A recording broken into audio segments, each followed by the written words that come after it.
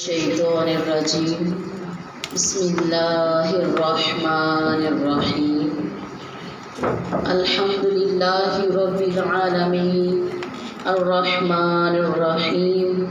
الصلاة والسلام علیک یا سیدی یا رسول اللہ وعلی آلک واصحابک یا حبیب اللہ۔ سب کو السلام علیکم ورحمۃ اللہ وبرکاتہ۔ آج الحمدللہ 11واں روزہ ہے، دوسرے عشرے کا آغاز ہو چکا ہوا ہے۔ اللہ تعالیٰ مجھے اور آپ کو دوسرے عشرے کو ہمارے لیے مبارک فرمائے اور ہمیں زیادہ سے زیادہ خالص توبہ کے ذریعے اپنے مالک حقیقی کو راضی کرنے کی توفیق عطا فرمائے۔ ایمان والیوں، آج جو ہمارا قرآنی سفر ہے یعتذرون سے شروع ہوگا اور وما من دابۃ، یعنی کہ 11ویں پارے سے لے کر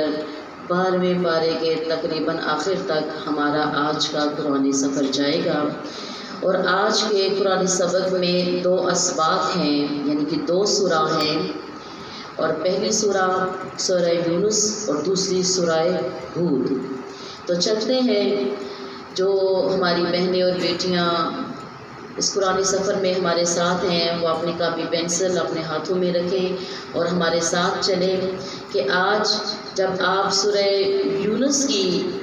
ترجمہ اور تفسیر کی طرف جائیں گے تو کن کن پوائنٹس کو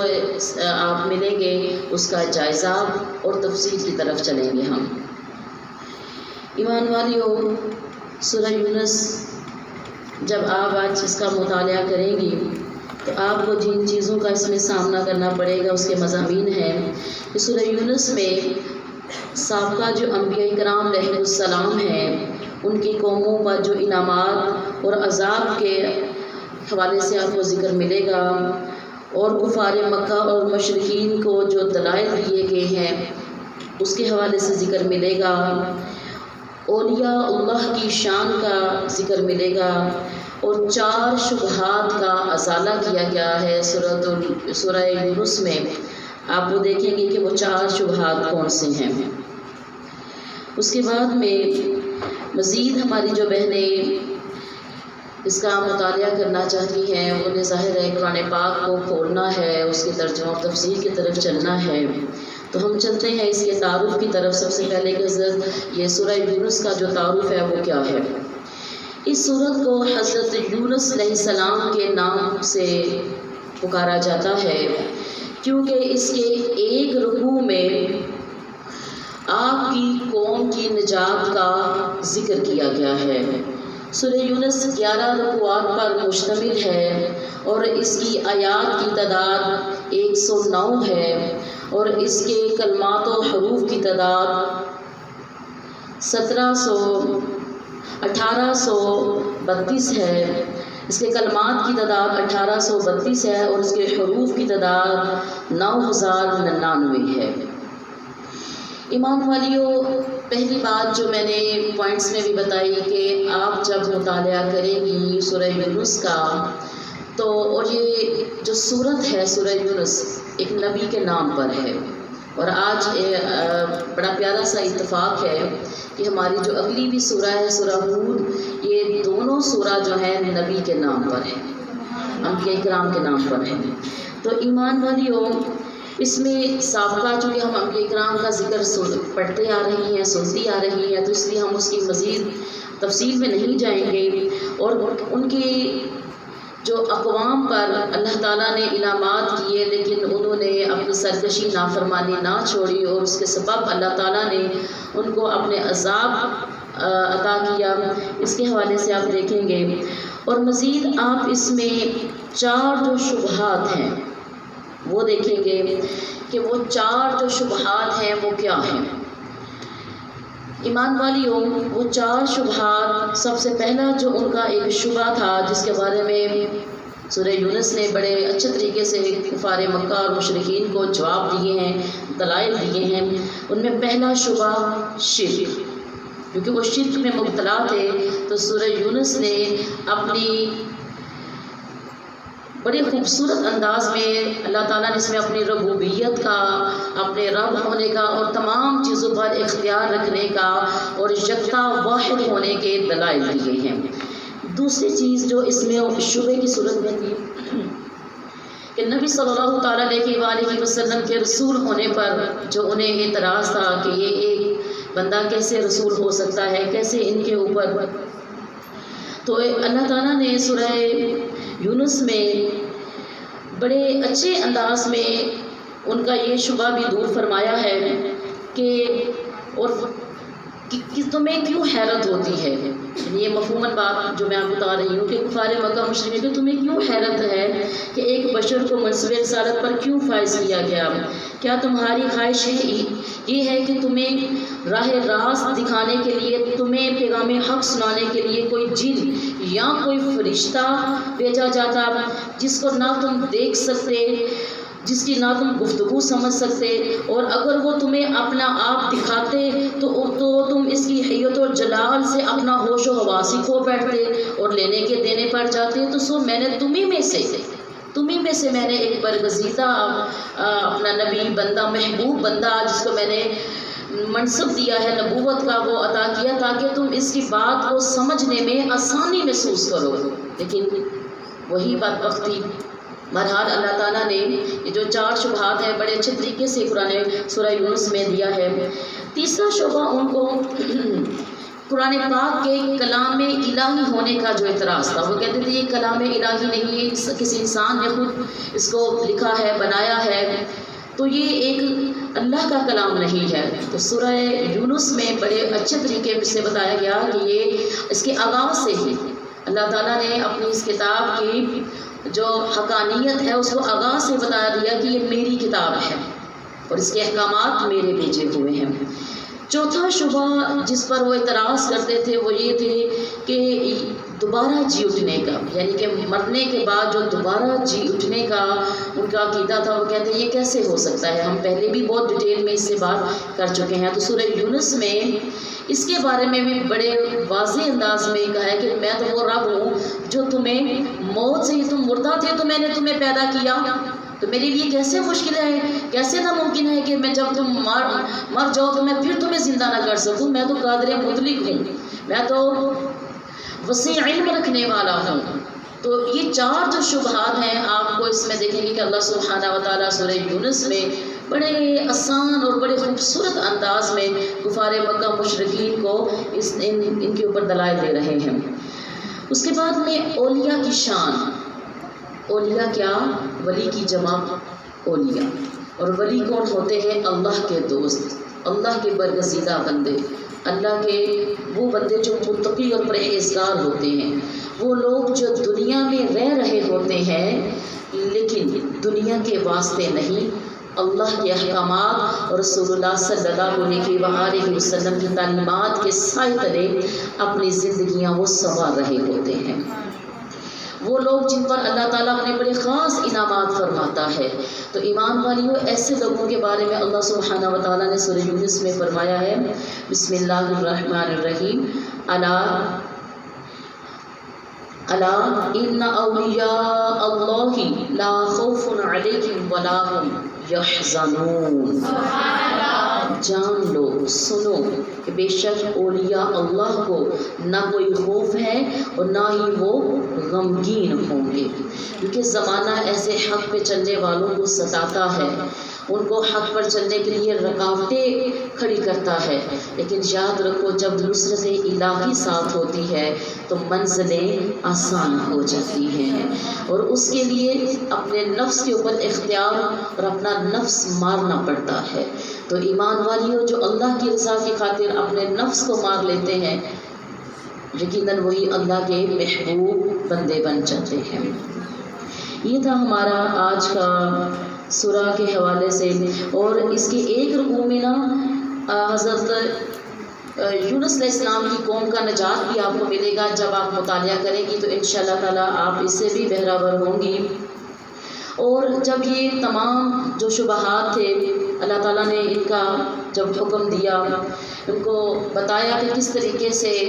تم میری باتوں پر یقین کرو، میرے احکامات پر یقین کرو۔ تو آپ کو پتہ ہے کہ ایمان والیوں اس صورت کے آخر میں آپ کو دو اہم چیزوں کا ذکر بھی ملے گا کہ اللہ تعالیٰ کس طرح اپنے محبوب صلی اللہ علیہ وآلہ وسلم کو جو یہ معاشرے کی ایک پریشانی والا ماحول تھا، آپ کی جو دعوت و تبلیغ جب آپ دیتے تھے تو اس کو نہ ماننا، آپ کو تنگ کرنا، آپ کے لیے پریشانیاں اور رکاوٹیں کھڑے کرنا، تو اس صورت میں اللہ سبحانہ و تعالیٰ نے اپنے محبوب سے اس طرح کہا کہ اے محبوب صلی اللہ علیہ وآلہ وسلم اقم وجہک للدین حنیفا، آپ پریشان نہ ہو، آپ اپنا رخ میری طرف کر لیجئے، آپ ان کی طرف سے پریشان نہ ہو، آپ کا کام کیا ہے؟ پہنچانا، پہنچائیے، نہیں مانتے یہ میرا اس کا معاملہ ہے، آپ اپنے دل کو پریشان نہ کیجیے، آپ افسردہ نہ ہوئیے، بلکہ آپ اپنا رخ انور میری طرف کر لیجیے اور اپنا دامن مضبوطی سے میرے ساتھ جو آپ کا ایک تعلق ہے، رشتہ ہے، اس سے تھامے رکھیے۔ تو ایمان والیوں، یہ سورہ یونس کا مطالعہ ہے۔ اب چلتے ہیں ہم سورہ، اپنا جو دوسرا ہمارا سبق ہے سورہ ہود کے حوالے سے، اور اس میں بھی جو ہمیں چیزیں ملیں گی اس کا ذکر بھی سن لیجئے۔ جب آج آپ سورہ ہود کا مطالعہ کریں گی تو کن کن چیزوں کا آپ کو مطالعہ اور ترجمہ و تفسیر کی صورت میں آپ کو ملے گا۔ سورہ ہود میں لکھ لیجئے آپ کو اسلام کے بنیادی عقائد، اللہ تعالیٰ کی ربوبیت کا بیان، عرش الہی کس پر تھا اس کی وضاحت، دو فریق یعنی دو گروہوں کے بارے میں آپ کو پتہ چلے گا کہ وہ دو گروہ کون سے ہیں اور ان کی مثال اللہ تعالیٰ نے دی ہے۔ اور اس میں بھی آپ کو مختلف انبیاء کرام کی جو دعوتی کوششیں تھیں ان کا ذکر بھی ملے گا، قرآنی چیلنج ملے گا، دین میں جو مشکلات ہیں ان کا ذکر ملے گا، اور آپ صلی اللہ علیہ وآلہ وسلم کے دل کو جو ثبات و قرار نصیب ہوا وہ کیسے ہوا یہ آپ کو ذکر ملے گا۔ باقی میری بہنیں جو مزید مطالعہ کا شوق رکھتی ہیں، ظاہر ہے ان کو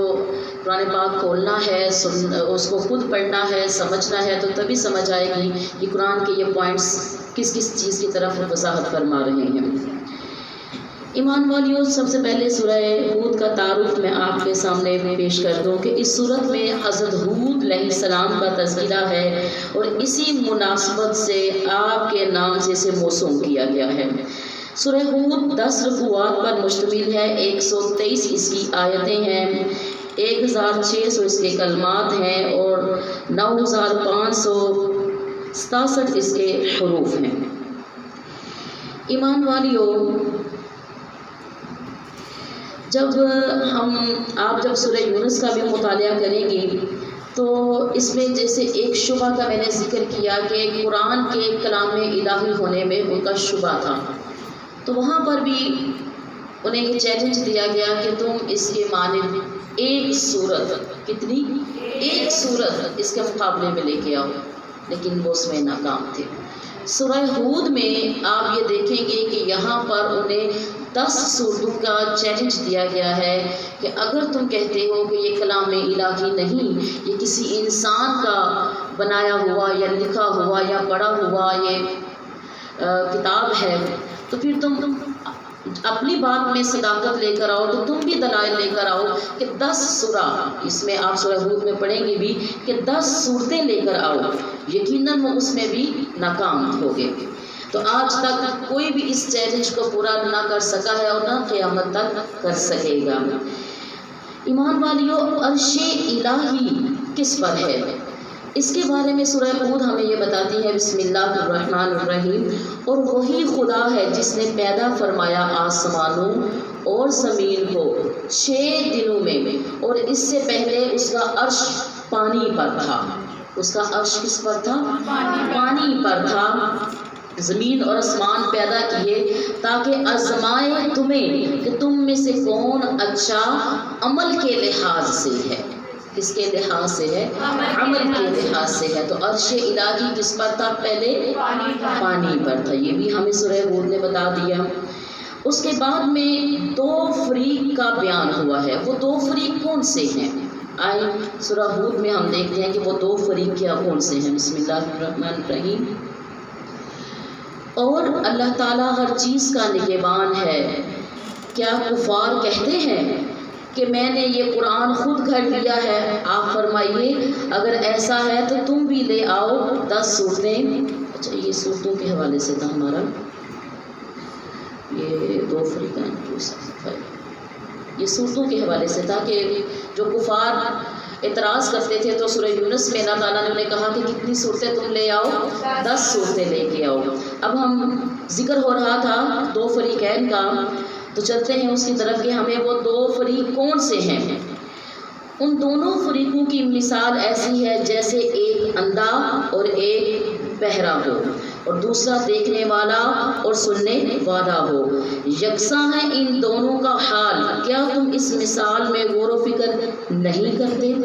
یعنی کہ اس میں مراد وہ ہے جو مومن ہے، جو صاحب علم ہے، بصیرت والے ہیں، بصارت والے ہیں، علم والے ہیں، اور جو دوسری طرف میں ہے وہ صاحب علم اور بصیرت اور بصارت والے نہیں، وہ علم والے نہیں۔ تو قرآن کہتا ہے کیا یہ دونوں برابر ہو سکتے ہیں؟ کیا تم اس چیز پر عقل نہیں رکھتے؟ تو یقیناً ایمان والیوں اگر ہم بھی اللہ کے احکامات پر یقین اور ایمان رکھتے ہوئے اپنے عقل کے دروازے کھولیں تو ہمیں بھی اس بات کی آگاہی ہوگی، ہمیں بھی اس بات کی بیداری ہوگی کہ یقیناً یہ دونوں برابر نہیں ہو سکتے، یہ دونوں الگ الگ ہیں، ایک دیکھنے والا اور ایک نہ دیکھنے والا، ایک سننے والا اور ایک نہ سننے والا، یہ برابر نہیں ہو سکتے۔ اچھا آج جو گھروں میں جا کر آپ نے ایک کام کرنا ہے اسائنمنٹ کی صورت میں، کہ جب سورہ ہود کو آپ اس کا مطالعہ کر رہی ہوں گی تو اس میں بڑی وضاحت کے ساتھ میں حضرت نوح علیہ السلام کا جو واقعہ کشتی ہے، کشتی میں جب سوار ہو رہے تھے، تو یہ واقعہ آپ کو بڑی تفصیل کے ساتھ ملے گا۔ تو آپ نے جا کر خود جب قرآن کھولیں گی تو اس واقعہ کو پڑھنا ہے کہ کس طریقے سے جب وہ حق پہ رستے پر تھے تو ان کے ساتھ حق والے ملے، اور آپ کا خود کا بیٹا کافروں کے ساتھ مل گیا اور ہلاکت کا سبب بنا، اس نے اپنے والد کی اس دعوتی اور دینی اور توحیدی گفتگو اور تبلیغ کو نہ سمجھا اور کافروں کے ساتھ جا ملا۔ پھر یقیناً انسان جس کے ساتھ بیٹھتا ہے اسی کے ساتھ اس کا حشر بھی ہوتا ہے، وہ کافروں کے ساتھ بیٹھا اس کا حشر بھی بیڑا غرق ہوا، اور جو اس کے والد حق پر تھے۔ یہ واقعہ آپ کو بڑی انشاءاللہ تعالیٰ تفصیل سے ملے گا اور بڑے سادہ اور واضح الفاظ میں ملے گا۔ مزید ایمان والیوں اس میں دین کی راہ، یہ آپ کو پتہ ہے کہ یہ this is not bed of roses, یہ پھولوں کی سیج نہیں ہے۔ حق بات کہتے ہوئے آپ کو بڑی زیادہ ناحق باتیں بھی سننا پڑتی ہیں، اور یہ عمل صرف کسی عام انسان کے ساتھ نہیں ہے، ایک عام تو عام ہے نا، یہ خاصوں کے ساتھ بھی لوگوں کا رویہ یہی رہا ہے۔ اگر ہم بات کریں انبیاء کرام علیہ السلام کی تو ہمیں قرآن پاک بھرا ہوا ملتا ہے کہ کس طریقے سے جو تو چند لوگ حق کے راستے پر چلتے تھے ان کا تو عظمت اور شان مقام اپنی جگہ ہے، لیکن جب اتنے زیادہ لوگوں کو دعوت دی جاتی، جیسے اللہ کے نبی صلی اللہ علیہ وآلہ وسلم سے پہلے جتنے بھی انبیاء کرام آئے تو انہوں نے اپنی اپنی قوم کے لیے وہ ہدایت سراپا بن کر آئے، ان کو جو پرانی احکامات تھے بتاتے، لیکن ان کا کیا مزاج تھا؟ انکار، کبھی کسی چیز کی ٹھنڈے بازی، کبھی چیز کا مذاق، کبھی کسی چیز پہ اعتراض، کبھی کوئی شعبہ بازی شروع کر دیتے۔ تو یہ ناروا جو ان کا سلوک تھا یہ پہلے بھی چلتا آ رہا تھا، اور یہی سلوک نبی رحمت صلی اللہ علیہ وآلہ وسلم جو ہر کسی کے لیے، صرف کسی ایک قوم، کسی ایک جماعت، کسی ایک فریق، کسی ایک گروہ، کسی ایک ملک کے لیے نہیں بلکہ تمام پرین و انسان کے لیے رحمت والے بن کر آئے تھے، تو یہ تمام تکلیفیں ان کو بھی سہنا پڑی۔ لیکن اللہ سبحانہ و تعالیٰ بڑے اچھے انداز میں اپنے نبی صلی اللہ علیہ وآلہ وسلم کو فرما رہے ہیں آپ پریشان نہ ہو، آپ اپنے دل کو سکون میں رکھیں، قرار میں رکھیں، آپ کا دل اطمینانیت میں ہونا چاہیے، کیونکہ انہوں نے پہلے بھی، ان لوگوں نے ایسا ہی کیا ہے دین کی راہ میں، انہوں نے پہلے بھی مشکلات پیدا کی ہے۔ ایمان والیوں ایک بات یاد رکھنا، اور یہ کافی توجہ طلب بات ہے کہ ہر قوم، ہر معاشرہ اپنے مخصوص سیاسی، معاشی یا معاشرتی حالات کے زیر اثر مختلف قسم کی جو غلط کاریاں ہوتی ہیں ان کا شکار ہوتے ہیں، اور ان کی اصلاح کے لیے کوئی نہ کوئی مرد مجاہد میدان میں آتا ہے، جس کا قوم کا جو رد عمل ہے اس کے ساتھ کچھ محسوس بھی ہو سکتا ہے، کچھ محبوب بھی ہو سکتا ہے، کچھ عجیب بھی ہو سکتا ہے۔ جیسے کہ اگر ہم قوم نوح کی بات کریں تو کچھ ایسی بھی قومیں ہوتی ہیں جو قوم نوح کی طرح جہالت اور تاریکی کا جو ہے وہ منبع ہوتی ہیں اور تقلید کے جمود میں اپنے پنجے گاڑے ہوئے ہوتی ہیں، اور وہیں قوم لوط کی طرح عیش و عشرت اور نفس کی جو ہولناکیاں ہیں ان سے اپنے اخلاقی انحطاط اور آوارگی پیدا کرنے والی ہوتی ہے، اور کوئی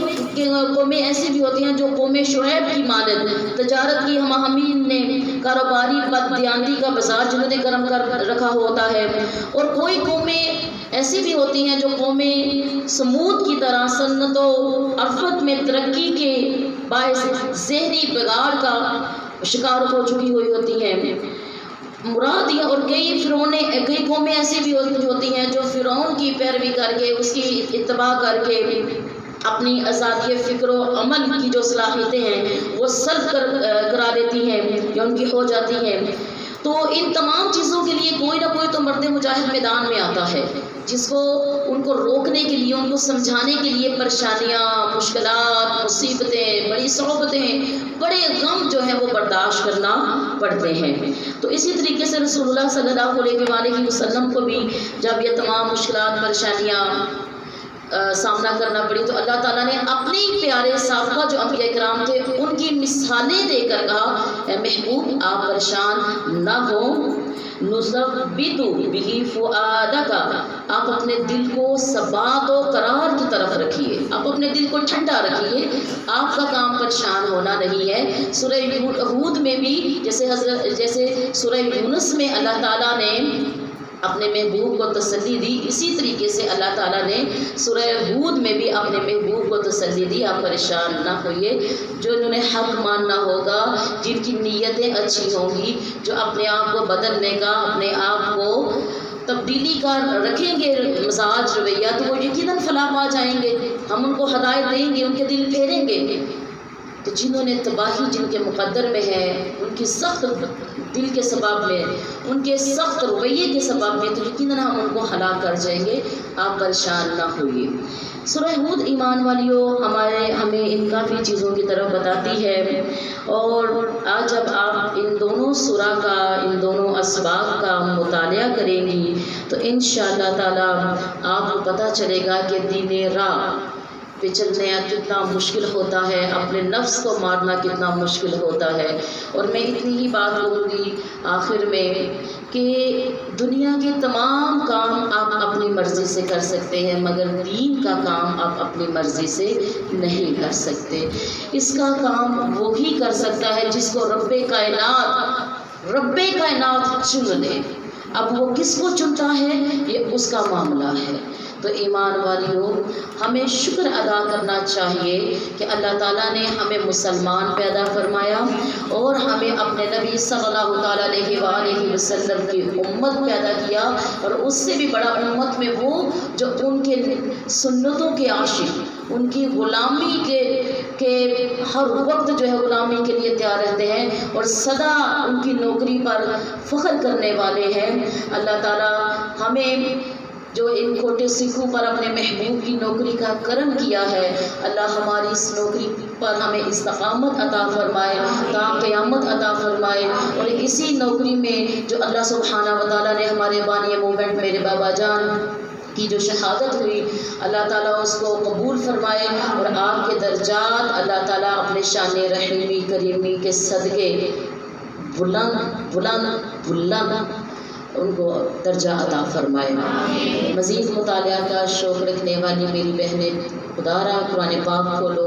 اور اس کے اندر ترجمہ اور تفسیر کو دیکھو کہ قرآن ہمیں کیا کہہ رہا ہے۔ یہ قرآنی سفر ہے، یہ قرآنی پیغام ہے جو سب کے نام ہے۔ اس پیغام کو زیادہ سے زیادہ شیئر کیجئے، اپنی دعاؤں میں ہمیں یاد رکھیے۔ اللہ ہمیں حق کہنے، حق دینے اور حق پر قائم رہنے کی توفیق عطا فرمائے، اور اللہ تعالیٰ ہر قسم کے شر سے، ہر قسم کی بری نظر سے، ہر قسم کی بری سوچ سے مجھے اور آپ کو محفوظ فرمائے۔ والسلام فی امان اللہ۔ الصلاۃ والسلام